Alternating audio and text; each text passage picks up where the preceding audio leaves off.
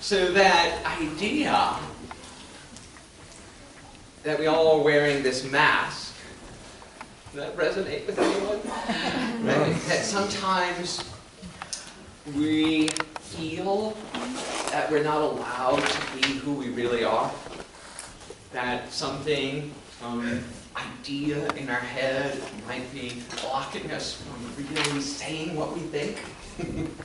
Really expressing our true emotions or who we really think we should be in the world. Well, we've been talking about this a lot in the, we've been talking about this in the context of the big leap. How to break through your own personal glass ceiling. How to examine how many times you've had some period of success in your life and then find yourself slipping back into what we might call a comfort zone, a safety zone. And what I wanted to examine this week is the idea of taking the big leap in consciousness. Understanding that what we are experiencing when we experience those setbacks or those fallbacks and sabotage, sometimes, our own personal sabotage, is reflective of our consciousness, where we are in consciousness. And it's also reflective of two really false beliefs. Beliefs are, the first one, that somehow I am fundamentally flawed. Right? If you really are honest, and what we talked about last week was looking at those moments in our childhood where we took on some understanding from our parents to do the difficult work of going back in consciousness and saying, oh yeah, that's when I made that choice not to outshine my brother. That's when I made that choice that, because of something my parents said to me, not to speak up when I felt something. And those choices that our voice, our very being wasn't good enough.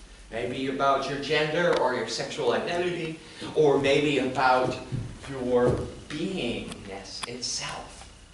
That, children should be seen and not heard. That somehow we're diseased, fatally flawed.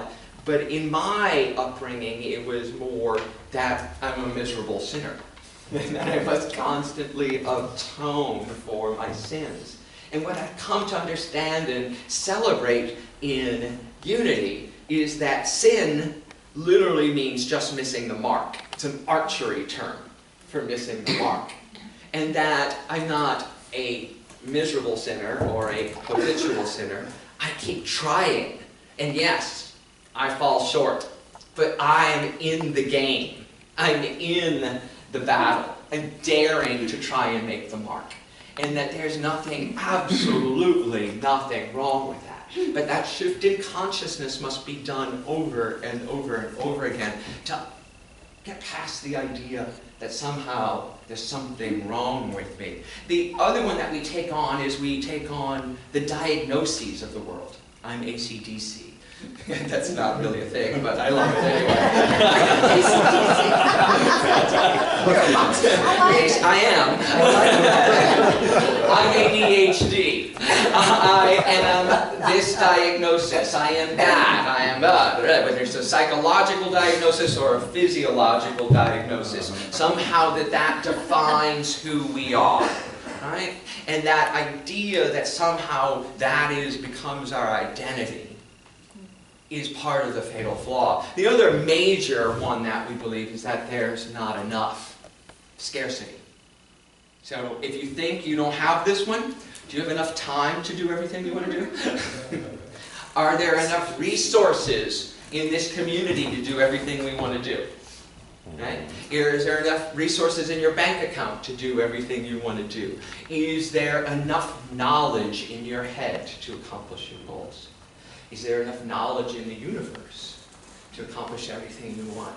Scarcity is pervasive in our modern society. We always think there's not enough in some way, shape, or form, and until we really attack that underlying concept that there's not enough, we will not be able to break through that glass ceiling, because there'll always be this default excuse for why I didn't succeed or why I didn't even try. not enough time in the day for me to get to what I really want to get to.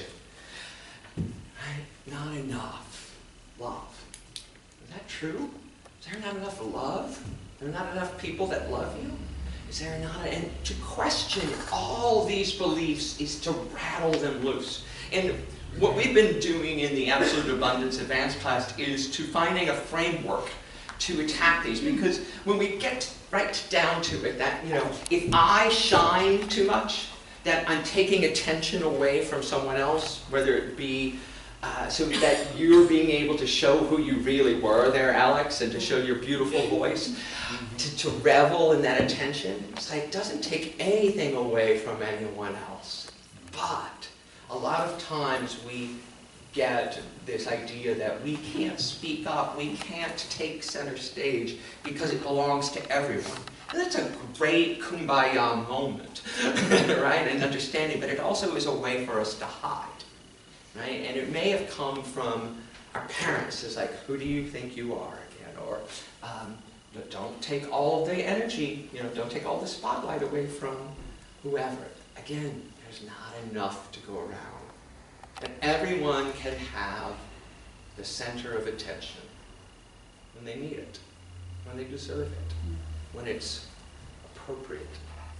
There's more than enough time for that to happen. We've been looking at it through the framework of the 4 levels of consciousness. So if you're not familiar with the 4 levels of consciousness, Paul Hasselbeck has taught it here, and Odin has taught it in a class or 2. And it's a great, or 3 or 4, right? We've been playing with it a lot. So I've been loving it. So the first level of consciousness is victim. So if you don't think you live in victim consciousness, let's explore that. It means to me. Things are happening to me. Some outside force is exhibiting power and control over me. And the next one is victor, which means by me. Right? I'm taking this bull by the horns kind of consciousness. The third level is vessel. I am the conduit through which the good of the universe flows. It's a beautiful consciousness. And the last one is what we call verity consciousness, or as me. And that's how we prayed this morning in the song that Alex sang first as our opening was verity consciousness. I am the hands, the voice, the spirit, right here in the world. So those 4 levels of consciousness can be broken down further. So if you're in victim consciousness, you might be saying things like this, or thinking things like this. This stuff always happens to me. Life is hard, and then you die. Right? I never get a break. Ever catch yourself saying that one? This one's my favorite for victim consciousness. I got hit with a cosmic 2x4. Right? So that there's some outside God trying to whack you inside the head just to wake you up in the guise of spiritual teaching. Right? Wow, your concept of God is pretty harsh. So those are what you might be thinking if you're spending time in victim consciousness. But there's a victim consciousness tool set. Complaining and commiserating, right? So commiserating is complaining but trying to enroll other people that you're right. Right? So giving up is a great tool set for the victim. Blaming and justifying are great. Beseeching prayer. Oh, please get me out of this situation. It is a great way to affirm the situation. And patience.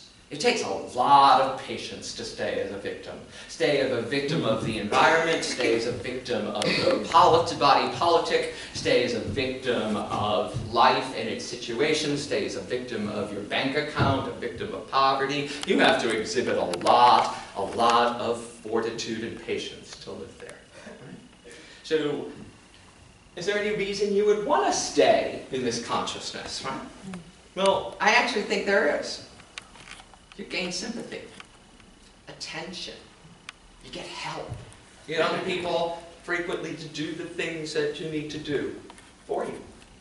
And that can be seductive, to be honest. It's also safe. It's also very safe to stay there. It may become very comfortable and knowable. While it might not be always pleasant, we develop the muscles to know how to live there. Right? And if we're honest, I believe that we can always find places in our consciousness where we do live like this. Where they're doing this to me. That person said that nasty thing to get me. Right? So it's not attractive to look at when you think about it, but society spends an awful lot of its time in this consciousness. If you turn on the news, this is the consciousness that they will sell you stuff with, that make you believe and turn on the news again and again and again. Now, I'm not saying don't turn on the news, but just be aware that this is the consciousness that's being talked through in this.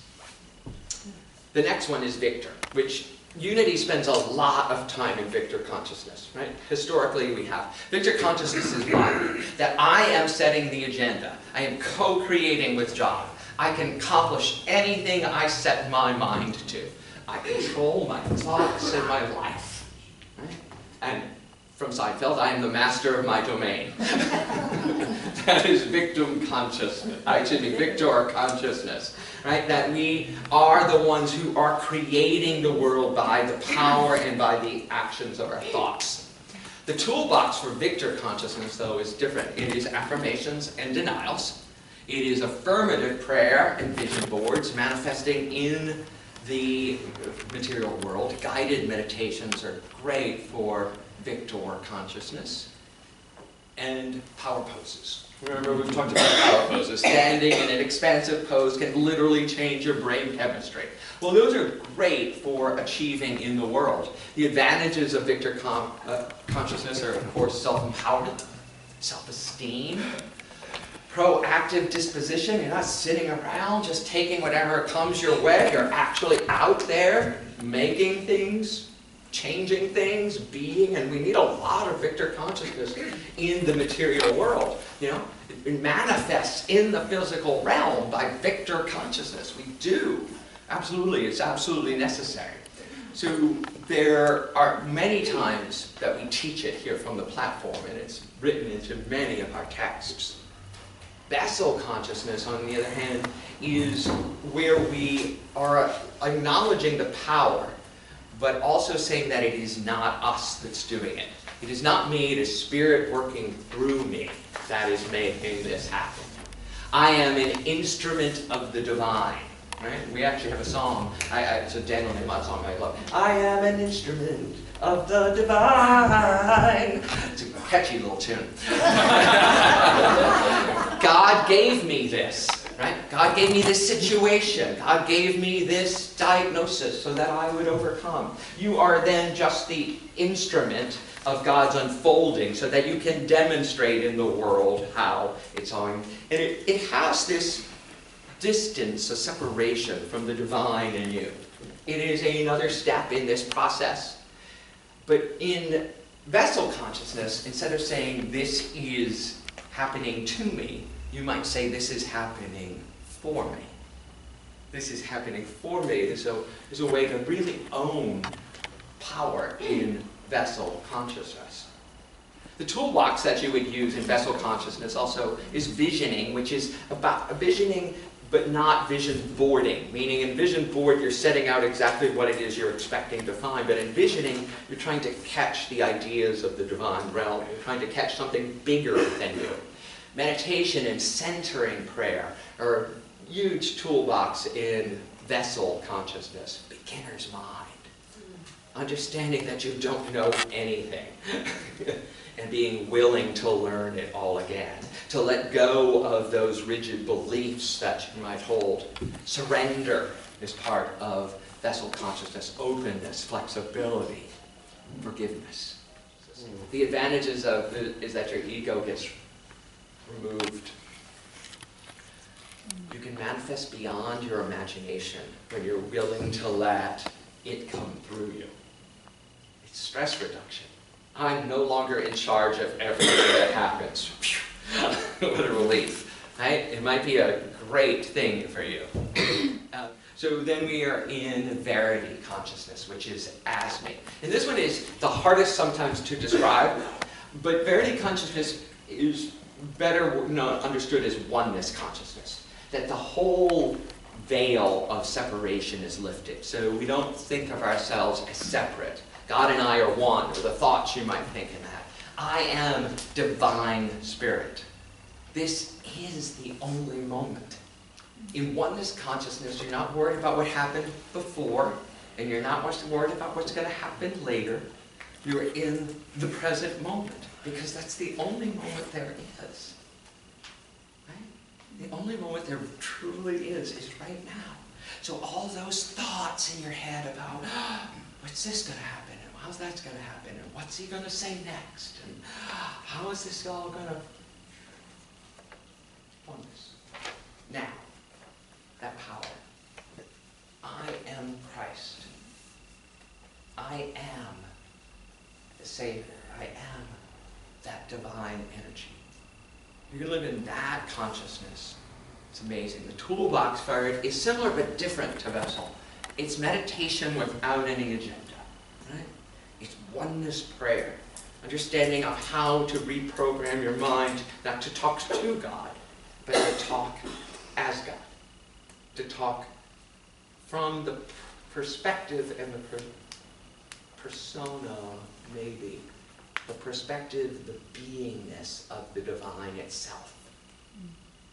So that there's no one you're speaking to. Consciousness studies, what we're doing right now, is a way to break through. Now, surrender is also part of verity consciousness, oneness consciousness, but it's different than the surrender in vessel consciousness. This is radical acceptance because there's no resistance. Surrender sometimes has an idea of, oh, okay, I'm going to give way to this water coming. But in verity consciousness, the surrender is, this is all perfect because you're in the moment. And there is nothing else. And forgiveness is an understanding of wholeness. It's an understanding that there is nothing to forgive because nothing actually happened that is outside of good.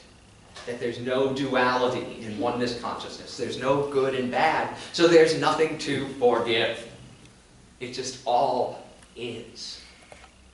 When you can live in this consciousness, the advantages are peace and serenity. It's not a process of forgiving. It's the beingness of forgiving. It's not getting to a peaceful place. It is there is only peace. There's only love. There's only one. There's no difference between me and you. There's no difference between me and all of the universe. That kind of peace means that you manifest not in the physical world, but in the spiritual world. That kind of agendas go away. The kind of having to force your way into or muscle is silly. It's silly. You just allow. You allow life to unfold. Stability. You become a rock, an anchor, a really calm place when you can live in oneness consciousness. But then the experience of joy and bliss is constant. The light, the noise, the seasons, the rain or the not rain, the snow, are all part of everything. The desert. All make you happy. That kind of understanding, people's presence, lifts you. When I laugh about this one, that's what's wrong. It's like, if you think of them as a circle, constantly going around, that we go through all these levels of consciousness, the meeting between victim and verity is martyr. Right? That place where you're all one with God, but you're still the victim, so you have to suffer as God or for God. And that understanding doesn't actually have a place in unity consciousness. Right? In unity teachings, we never talk about martyr, but it is historically a huge part of Christianity. That Jesus was martyred. right? Is a huge part of a lot of spiritual practices and faiths. And understanding that sometimes when you're living way out there in verity consciousness, you will not be understood. You will not be part of the group think that goes on in the world. And sometimes that doesn't go well. But whatever happens in the world is not eternal. That you are more than your body. You are more than this representation of male, female, young, old. You are God's immortal creation. You are an expression of the divine that has no beginning and no end. And in that power of understanding, all of this is just a process of thinking, a way of being in the world so that we can be fully human and fully divine at the same time. The more we understand our thoughts and spend the time like this to examine them, the more we can consciously choose. Consciously choose, where do I want to live my life? How do I want to live my life right now? Do I want to accept what is?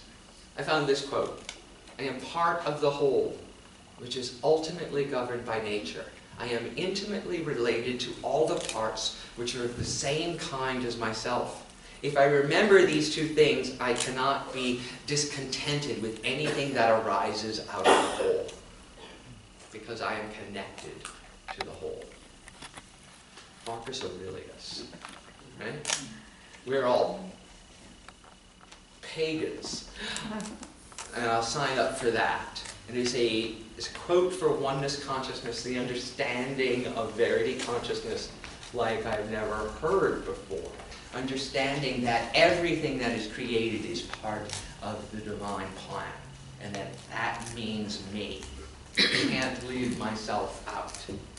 So our whole quest on this past month, this past week of trying to understand how to make our big leap is about how much love, success, and abundance are we willing to allow into our lives. And I believe very firmly that the amount of love and success and abundance you're willing to allow in your life is directly related to which consciousness you're living in. There are moments when we are absolutely willing to let in more, and moments when we are back in victim consciousness. I know I am. So if it's happening to me, I have a good idea that other people are struggling with this too, right? That we think somehow it's against us, or something or someone is blocking our good. Someone is blocking our good. And when I say it from here, it sounds ridiculous. Right? It sounds absurd. But if I'm truly honest, sometimes I think it's you. Right? And I catch myself and go, oh, stop. Stop. Breathe. And it's the tapes that need to be constantly overridden. That the people we're interacting with get the blame, right? Because we're interacting with them, right?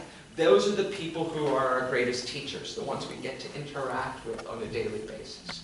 And to stand in that understanding, and to know that as I choose each day to choose the understanding of who I really am, and to know that there are millions and millions of ways for me to let love, success, and abundance into my life. Millions. And that no one else on the planet is conspiring against me in any way, shape, or form. No politician, no other person, no other entity, except in here. Except right here. So I can consciously choose to step up, to step into my understanding of wholeness in a new way. One of the exercises we're doing in the new Absolute Abundance class, and I give it to you all, is we set a timer on our phones. Some people use apps, some people just use their timer to ring or to gently buzz every hour on the hour, 9 hours a day. A little mini novena for your former Catholics. A little mini novena that every hour you're reminded just to notice where you're living in your consciousness. Are you in victim, victor, vessel, or verity? Where are you? Are things happening to you, or are things happening for you? Are things wonderful, or there's a lot of tension in your life? And just notice. Just notice. And that conscious awareness as a practice will build the muscles you need to let more and more good into your life, to let more and more love in, to let more and more success in and stay. The success stay. So what we normally do is we, build our muscles, we go to the gym, we diet, and we get to where we wanted to get, we go, phew, that's over, and go right back to our old practices, or gently back to our old practices, and then here we go again. Well, this practice is a way to just constantly stay on this journey of unfoldment, of rising in consciousness. If we are in vessel consciousness and our ideas are the ones shaping the world we live in, where do we want our ideas, our consciousness, our thoughts truly to be? If we are the ones who are transforming the world, how are we going to do that? From what level of consciousness are we transforming the world? I say that we take a conscious look at where we really are, to be honest, brave, to step up, to choose a higher level of being, to choose to let love, success, and abundance reign in our life all the time. Let's take that idea into our oneness meditation.